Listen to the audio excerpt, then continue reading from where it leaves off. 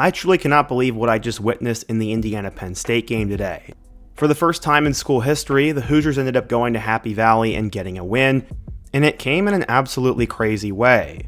After Indiana ended up taking an early lead, it looked like they were eventually going to break the game open and win by a lot, but Penn State fought back, had a big interception, eventually took the lead, and it looked like they had a real chance at stopping Indiana and giving them their first loss of the season.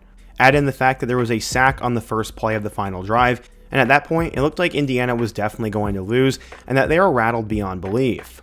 Fernando Mendoza didn't have a great game, but he proved that he's a legit Heisman contender, and Indiana proved that they were a true title contender as they ended up having a nearly perfect drive with 3 crazy plays, and they would beat Penn State. In today's video, I want to react to this game, talk about what happened, and what it means for both teams. But before we get started, if you're a big fan of college football, be sure to subscribe to the channel, leave a like if you want to support today's video, and let me know what player, team, topic, or situation I can cover next. Now let's go ahead and get started and talk about this Indiana versus Penn State game. For those who are confused about where my loyalties lie, I'm a Mizzou fan first and an Indiana fan second. I grew up a diehard fan of the Tigers as my dad went there, and then I ended up going to IU for a little bit, so the Hoosiers are my secondary team. Back in 2020, when I was a student at IU, I remember being on campus for the famous Michael Penix play. If you don't remember that, Penn State had a chance to easily win the game, but after running in a late touchdown, they went up 8. IU found a way to force overtime. Tom Allen decided to roll the dice and go for 2, and Michael Penix ran out to the left side, dove, and got the nose of the football past the line. It was the most iconic play in Indiana football history to that point, but they weren't able to capitalize later on in the season. And then after being preseason ranked in 2021, it all fell apart. Penix became a Heisman contender at Washington, Tom Allen flamed out, and Indiana was back to being horrible. But then they hired Curt Cignetti. Last season, they didn't get a chance to play against Penn State, but they were on the calendar this year. Oregon and Penn State were the 2 biggest games for Indiana this season, and in my opinion, I thought they were definitely going to lose both of these. But then Penn State sort of fell apart, and I thought Indiana had a good chance at winning, but that was the game I was definitely the most nervous for. Penn State still has the athletes, they'd be playing under an interim head coach, and they had never lost to the Hoosiers at Beaver Stadium. That was my reasoning why I thought Indiana could struggle, and at first, the Hoosiers actually looked fine.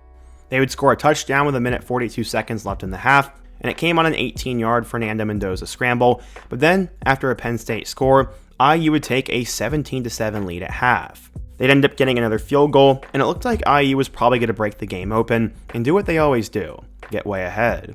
But that is not what would happen. Penn State would get a field goal, had a crazy interception, and then Nick Singleton had 2 touchdowns. All the momentum was on the Nittany Lions side as they took a 24-20 lead, and now all of a sudden, it was going to be up to Fernando Mendoza to basically will his team to a victory.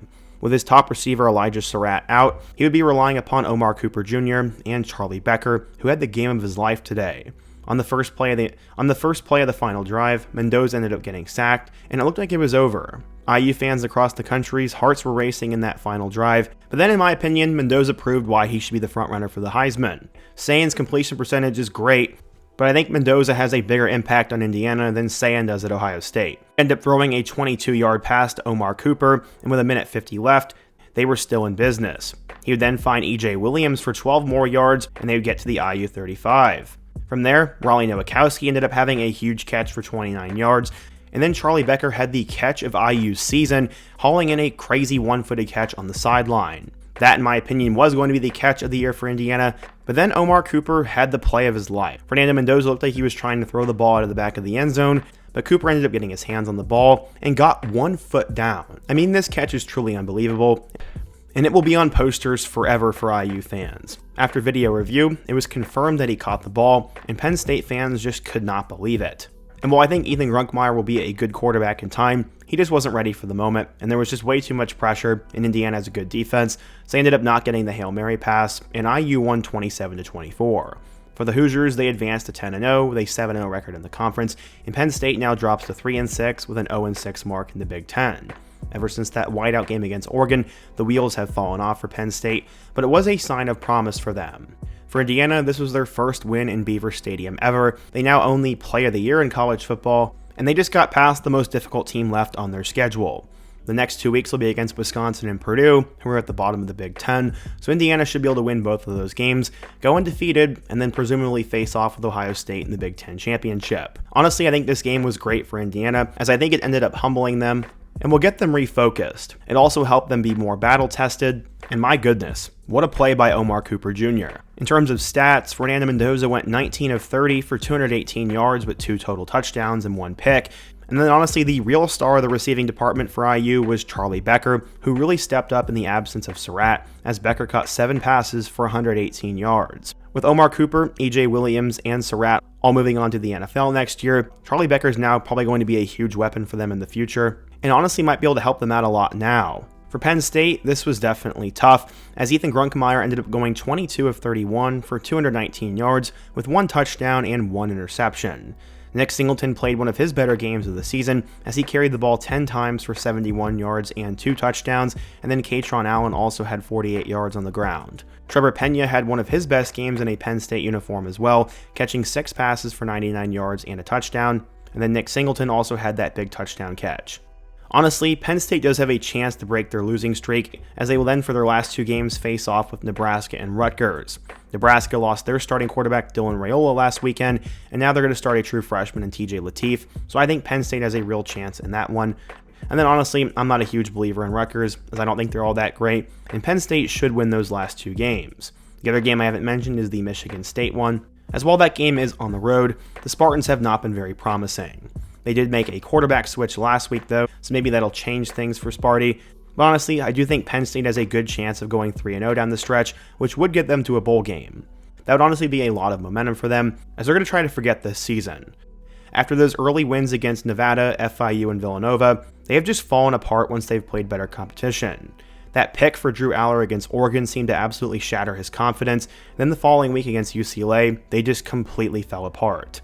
That game was a nightmare for them, and then Drew Aller getting hurt against Northwestern was the icing on the cake.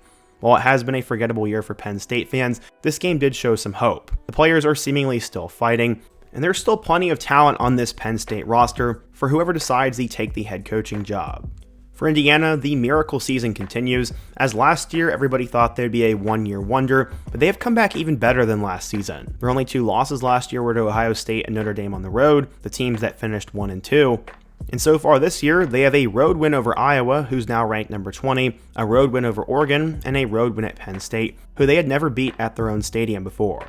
This is quite impressive for Indiana, and after getting that huge contract extension, Curt Cignetti is giving Indiana their money's worth. After the game, Coach Sig said, quote, "We're super proud of our team and players, as we refuse to lose in the bleakest, most dire moments when it looked impossible."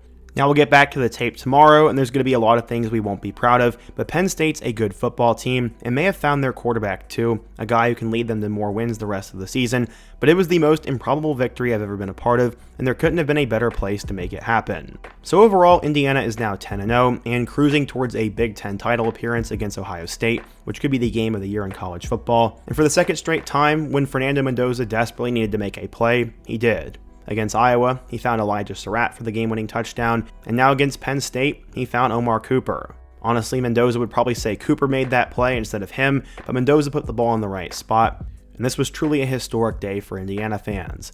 But what do you guys think? If you're a Penn State or an Indiana fan, what do you think of this game? How do you think this affects the rest of the season? And what other topics should I do next? Be sure to let me know down below. Leave a like if you want to support today's video, subscribe if you're new, and check out one of the videos on the end screen.